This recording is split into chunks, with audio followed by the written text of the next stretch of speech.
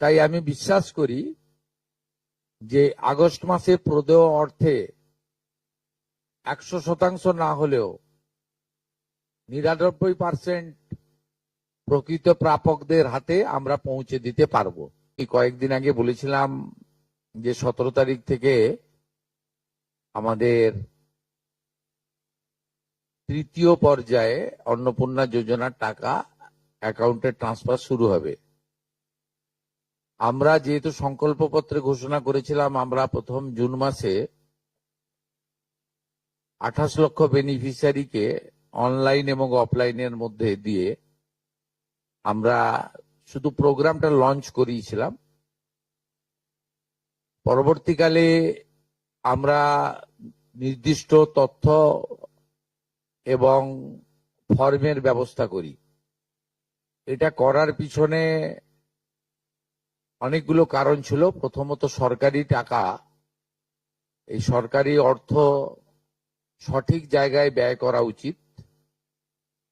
সরকারি অর্থে নয়ছয় করার বা ফাইন্যান্সিয়াল ইনডিসিপ্লিন করার কোনো অধিকার কোনো মুখ্যমন্ত্রী, মন্ত্রী বা আধিকারিকের নেই। তাছাড়াও বিগত দিনের লক্ষ্মী ভান্ডার বলুন বা আমাদের সরকার আসার পরে অন্নপূর্ণা যোজনা, এটা সম্পূর্ণভাবে মহিলাদের একটি স্কিম। তার বয়স নির্দিষ্ট করা আছে 25 থেকে 60 বছর। সেক্ষেত্রে কোনো পুরুষের বা বয়সের 25 বছরের কম যারা, তারা পাওয়ার যোগ্য হতে পারে না। আমরা বিগত সরকার যখন প্রথম শুরু করে খুব অনিয়মিতভাবে প্রায় 9 মাস গেছে 500 টাকা করে ভাতা দিতে, এবং প্রতি মাসেই তাদের সংখ্যা এদিক ওদিক হয়েছে। ফাইনালি নির্বাচনের আগে তড়িঘড়ি করে 2 কোটির আশেপাশের কিছু সংখ্যা হবে, 1,500 টাকা করে ট্রান্সফার করা হয় মাত্র 2 মাসের জন্য। শেষের দিকে ওই এবং সেটা করতে গিয়ে আমরা দেখলাম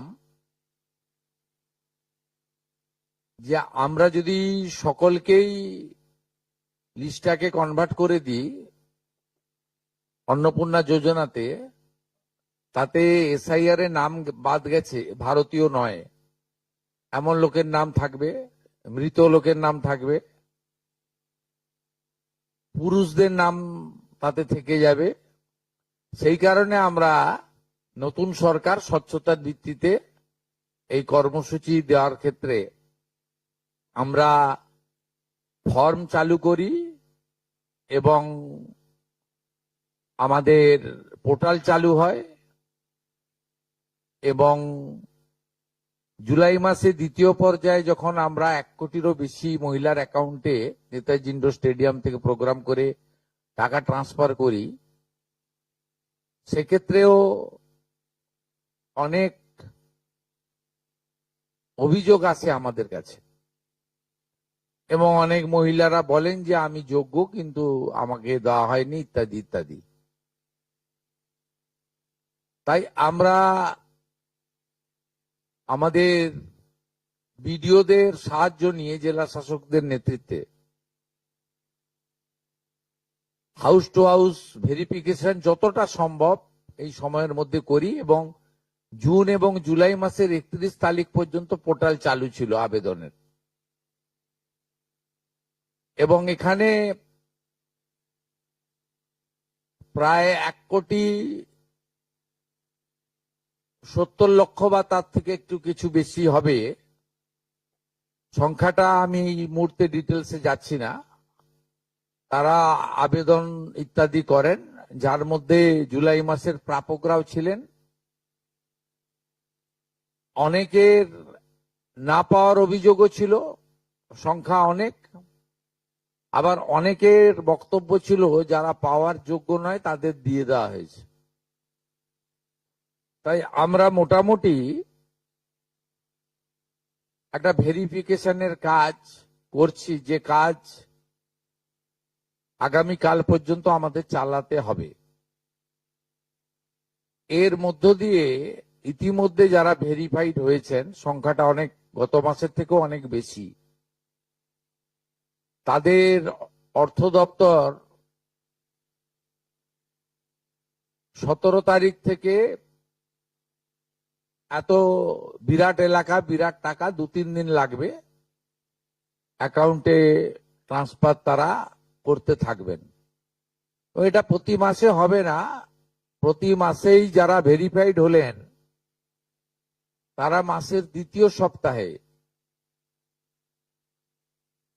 আমি দেখছিলাম কিছুজন 1 তারিখ থেকেই বলতে শুরু করেছেন কখন ঢুকবে কখন ঢুকবে।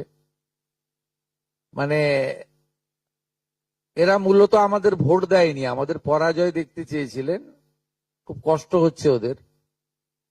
কিন্তু আমরা সরকারি টাকা নয়ছয় করতে দেব না, আর যোগ্য প্রাপকদের চিহ্নিত করেই দেব, এবং আমরা এক্ষেত্রে কমিটেড। অতএব যে চুরি দুর্নীতি হয়েছে, যেমন বিগত দিনে আধার লিঙ্ক অ্যাকাউন্ট নম্বর দেওয়া হয়নি, সেলফ ডিক্লিয়ার অ্যাকাউন্ট নম্বরে দেওয়া হয়েছে, এর ফলে মহিলার টাকা পুরুষ পেয়েছে, অন্য লোক পেয়েছে, এখন গ্রেপ্তার হয়েছে বহু মানুষ। এই সব আছে, ডিটেলসে তো বলা যাবে না। আমরা মোটামুটি আপনারা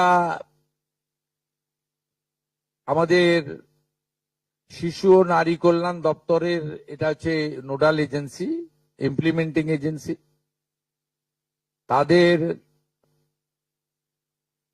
19/5/2026 তারিখে 2411-WCD নম্বর বিজ্ঞপ্তির মাধ্যমে তারা একটা মোটামুটি এসওপি দেয়, তার ভিত্তিতেই ভেরিফিকেশন হয়েছে। এবং এই ভেরিফিকেশনে যারা যোগ্য বিবেচিত হয়েছেন, বৈধ হয়েছেন, তাদের অর্থ 17 তারিখ থেকে প্রদান করা হবে।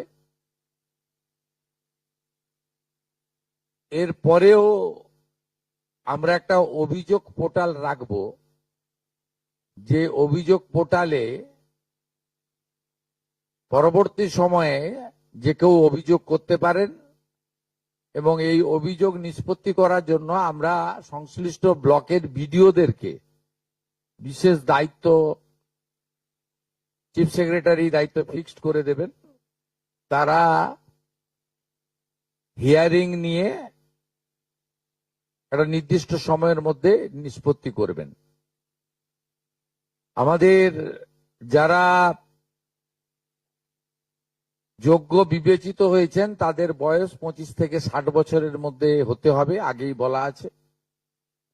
কেন্দ্রীয় বা রাজ্য সরকার, কোন বিধিবদ্ধ সংস্থা, সরকারি আন্ডারটেকিং, পঞ্চায়েত, পৌরসভা, সরকার, সরকারি সাহায্যপ্রাপ্ত শিক্ষা প্রতিষ্ঠান অর্থাৎ শিক্ষক, শিক্ষাকর্মী,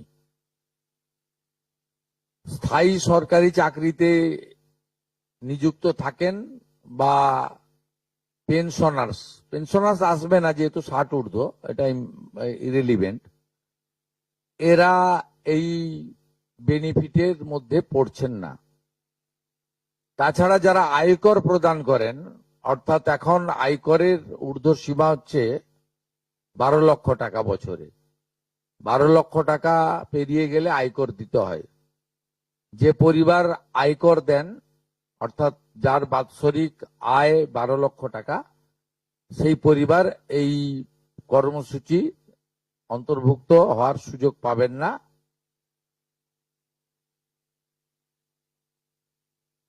এবং যে মহিলা নিজে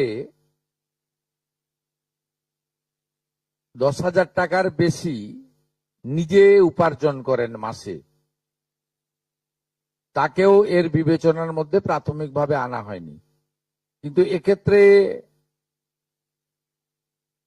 যারা ক্যাজুয়াল, কন্ট্রাকচুয়াল, মানে বাড়ির পুরুষ মানুষরা, তাদের বাড়ির পরিবারের স্ত্রী বা অন্যরা বিবেচিত হবেন। যদি কোনো মহিলা, এটা একটি নারী অর্থনৈতিক সশক্তিকরণের স্কিম, সেক্ষেত্রে যিনি সরাসরি নিজে 10,000 টাকার বেশি উপার্জন করেন তাকে বিবেচনা করা হবে না।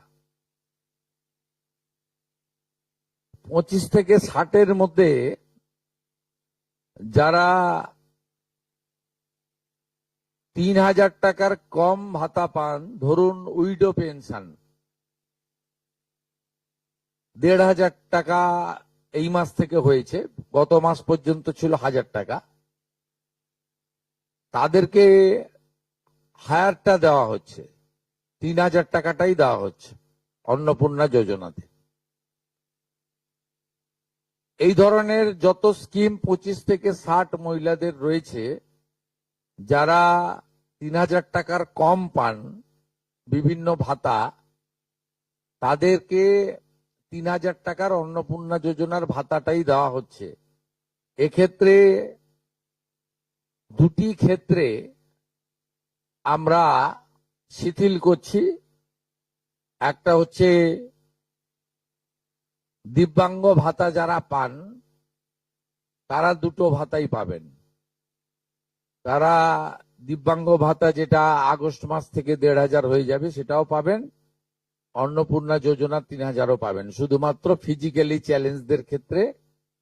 আর পিএম কিষাণ সম্মান নিধির ক্ষেত্রে, এই দুটি ক্ষেত্রে আমরা এটাকে শিথিল রাখছি। এছাড়াও এর আগে যেটা অনেক মহিলার নাম বাদ চলে গেছিল, 3 কক্ষ বিশিষ্ট বাড়ি, এটা গ্রামের ক্ষেত্রে এক্সাম্পট করে দেওয়া হয়েছে। গ্রামের ক্ষেত্রে কোনো বাড়ির সংখ্যা রাখা হয়নি, শিথিল করে দেওয়া হয়েছে। অর্থাৎ গ্রামীণ এলাকার মহিলারা এবারে আরো বেশি সংখ্যায় সুযোগ পাবেন। তাদের ক্ষেত্রে, গ্রামীণ ক্ষেত্রে 3 কক্ষ বিশিষ্ট বাড়ি, যেটা জুলাই মাসে ওই ক্রাইটেরিয়াটা থাকার কারণে অনেকে বঞ্চিত হয়েছেন, এবারে আর বঞ্চিত তারা হচ্ছেন না। এবং শুধুমাত্র জমির পরিমাণের ক্ষেত্রেও যে 7টি কর্পোরেশন রয়েছে সেখানে শুধুমাত্র 50 ডেসিমেলের বেশি জমির মালিকানা যারা কর্পোরেশন এলাকা, কলকাতা হাওড়া কর্পোরেশন এলাকা 7টি, পৌর এলাকা এবং গ্রামীণ এলাকাতে ছাড় দেওয়া হয়েছে জমির পরিমাণের ক্ষেত্রে। এর ফলেও আরো অধিক সংখ্যক মহিলা, গ্রামীণ মহিলারা বিশেষ করে, এবারে আপনার অর্থ পাওয়ার ক্ষেত্রে সুযোগ পাবেন। আমরা সরকারি অর্থ, নারী সশক্তিকরণ, নারীর অর্থনৈতিক ক্ষমতা বৃদ্ধি, এই লক্ষ্য রেখে প্রকৃত প্রাপকদেরকে আমরা দেব।